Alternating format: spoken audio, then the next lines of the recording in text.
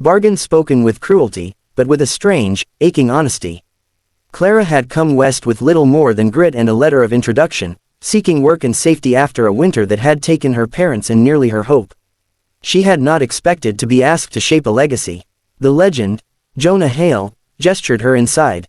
The house was sturdy, built for storms, yet quiet as if waiting. He poured water with a careful hand and sat only after a breath passed. "I won't cage you," he said. "You'll have your own rooms, your own money, your own say. I ask for respect, and a chance." His eyes did not plead. They measured time, not her. Clara studied the shelves lined with ledgers and maps, the walls marked with the scratches of a life lived hard. She saw a man who had carved order out of chaos and now feared the silence that would follow him. "Why me?" she asked. Her voice surprised her with its steadiness. "You didn't flinch," he said simply. "And you looked me in the eye." He paused, then added, softer, "And because the world has been unkind to you, and I know the cost of that." The days that followed were careful.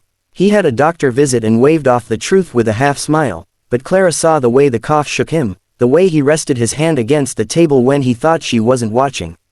He taught her the land instead, how the creek swelled in spring, where the fences needed mending, which men in town could be trusted and which smiles hid knives. He never pressed the bargain again. It hovered between them like a bridge neither dared cross without testing the boards. At night, Clara lay awake listening to the wind rattle the shutters, thinking of the offer. She weighed it not as a transaction but as a future. She would not be owned, she decided. If she agreed, it would be with conditions spoken aloud and kept. When she finally brought it to him, she stood straight. "If I do this," she said, "it will be my choice. I will be treated as your equal.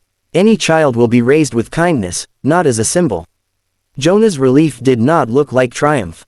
It looked like gratitude. "That's all I wanted," he said. "Someone to choose." They drafted terms as if signing a treaty, her education secured, the town school funded, the ranch placed in trust.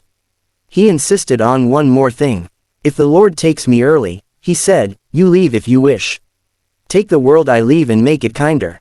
Spring came with green shoots and cautious hope. Neighbors whispered, but Clara learned the weight of Jonah's name shielded her from the worst of it. He grew weaker even as the land grew strong. One evening, as the sun bled gold across the hills, he pressed a small wooden box into her hands. Inside lay deeds, letters, and a ring worn smooth by years of work. "Not yet," he said gently. "But soon." Clara closed her fingers around the promise, not of wealth, but of a future chosen.